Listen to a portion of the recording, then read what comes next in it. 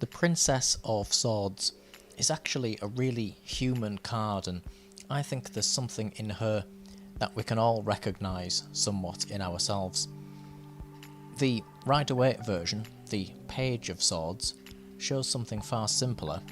We see that strong element of air brushing against our page here, and she's steadying herself against this change of atmosphere and using this sword really to ask herself where it is that she wants to go. It's suggesting she's perhaps moving against the currents and forging out a path in life, and this card really is about that suggestion of youth in some ways, and that's why we can see something of her in us, because we've all been through that. And so on the Tree of Life, for example, she's Malkuth, and all the princesses are associated with the world of wXqhzRm5, the world of making. So she's trying to make her kingdom. She's trying to forge out a place, if you like, where she belongs, which is something which is very much within that realm of youth, and we're going to see that throughout this card. It's all the different things of which we hold dear to us, looking for identity, looking for that somewhere we belong. So the making of our kingdom there, Malkuth in wXqhzRm5. She wears upon her head this helmet, and it's quite difficult to actually see on the card, although it is said to be the crest showing Medusa's head. So that's the goddess of which of course we see in classical civilization, and in Crowley's literature she's associated with Aquarius as well. And this is quite an interesting symbol here, because of course Medusa has that goddess face and the snakes for hair, and you turn to stone if you look at her. And so in one regard this is showing that she has of course that attribute about her. She could be quite intimidating, she could be quite fierce in some way, she would be the type of person to shout you down if she didn't agree with you. She wouldn't take any rubbish from anybody, so to speak. And yet also Medusa is that symbol of a bit like the evil eye, guarding against that which would come for us. So it's that repelling or stopping of the negative. And so whatever she is looking at here, and we will actually learn what she's looking at a little later, she perceives as negative and wants to put a stop to it.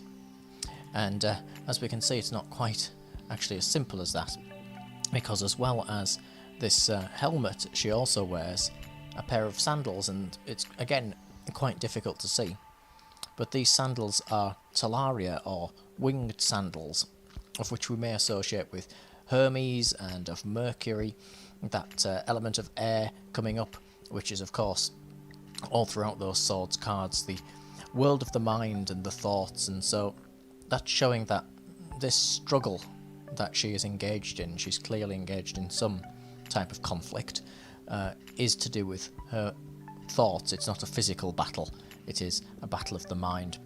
But more interestingly, these winged sandals also show up with the character of Perseus. Now Perseus is given these sandals in order to help him defeat Medusa. And so there we have a true conflict there showing up in these cards. She's both inhabiting the elements of Medusa and wearing a symbol of which would defeat Medusa. So what this is showing is that as she carries on her journey through life, walking the path that she is on with these shoes, of course, that perhaps she will understand more about those things in front of her, which is of course the world of which as a young person she is just stepping into, and those things of which she wanted to stop and turn to stone, so to speak, she will understand more about. And so she may feel temporarily conflicted there. Does she want to stop this force coming to her, or does she need to learn more about it? And so we see that give and take of different elements there, which is very symbolic of youth. And the princess here looks like she is trying to guard herself from this coming storm. In fact, the background of the card is actually very chaotic. It certainly looks quite angry in some way, and there's a blowing of the breeze like we saw on the Rider-Waite, although here it appears much more like a violent storm, that sort of thing. And she's pointing her sword there in a downwards position, so she's pointing it towards Malkuth, which is kingdom. She wants to understand her place in the world. And it is also said here that by doing this, she is trying to imitate what she has seen in her mother, that of course being the Queen of Swords. And so it may suggest that her mother has imparted something of this wisdom onto her. This sword in this position represents intellect and analysis, and so it's saying that she has been taught to look at these things that are blowing around on these winds in front of her and to analyse them and to understand them. And of course that's something that we see as we're growing up. She is a young princess just out on her exploration of the world, and we really see this quite powerful symbol here which ties all this together, which is what she appears to be guarding. You can see that she is fiercely protective of this behind her, of which is an altar. And an altar, of course, is a place of sacred reflection, even the dwelling place of a deity, and also the centre of a culture and a belief, such as we see with all the different types of churches and temples that we see around the world.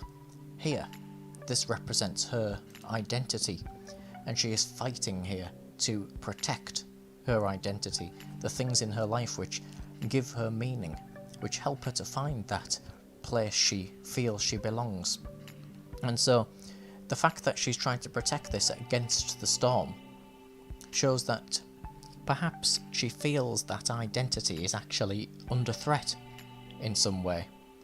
And just like we see in youth, where we have phases and trends that we cling to, and people around us may think they look rather silly, we feel that we're not respected in that regard.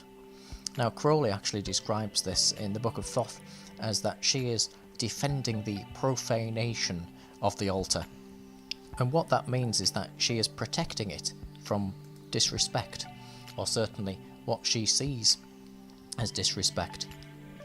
And so we see throughout our lives that we may cling to a particular fad or trend, and to the people around us it may look rather silly, and they say, "What are you doing?" And we feel we're disrespected because of that. The error here is not understanding that it does mean something to the person in the time that they come to, inhabit it or wear it or whatever it may be, because otherwise they wouldn't actually feel drawn to it. It has to mean something to them. It might not, however, stay around forever, and we can see underneath her altar the plumes of smoke, or the elements here that she stands upon appear to be almost skull-like in their patterns. And what this suggests is that as we move on from those fads and trends, they die to us. And so even though she protects her identity fiercely, she has actually changed her identity multiple times already. Or in terms of pure symbology, she has perhaps worshipped at a different altar, that sort of thing. And so, things come into our lives, they mean perhaps a great deal to us, and then we learn from them, and we move on, and we leave them behind.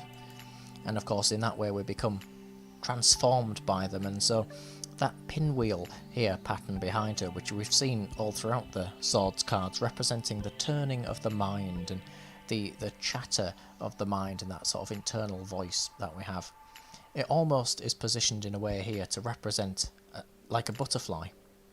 It's like a pair of wings on her back, and so she's almost fairy-like in some way. It's really quite a nice design. And of course that butterfly image is one purely of transformation and of growth. And so as these identities change with the weather and with the plumes of smoke and whatever, she is actually becoming transformed because of them. And yet she stays her ground, and she defends what in that moment, because of course in this storm everything changes very, very quickly. And yet in that moment she stands her ground and protects what is important to her. She wears a quite gossamer looking shroud which shows off her deep green colour, and this really shows off her core of her being here, which could be comprised out of something such as Venus, and it could represent her creativity and her will, which is connected to the green earth, and of course of nurturing and that type of thing, of which we see there. And so really, she's actually very powerful, and she's perhaps much more powerful than what she even realises at this stage in her journey. When you get this card, it's saying that just like this agile and energetic princess, we should explore those things of which find meaning to us and be inspired by them to, if you like, communicate to the world what matters to us in this moment. And yet also we understand that certain things are superficial and temporary, and that they only mean something for a time, and so perhaps it's not worth fighting them to the extent that, you know, it would actually damage us, because we may actually move on from them and become transformed by them. This princess is agile and very energetic. She keeps her balance really well. She's actually quite a good character, and so to get this card, it can represent something of that vigilance, and the inquisitive nature of her could be of benefit to you at this time in your life. Speak out those things that mean something to you. Hold them in your heart and defend them, for with them most certainly comes lessons that will help us in our long journey throughout the universe.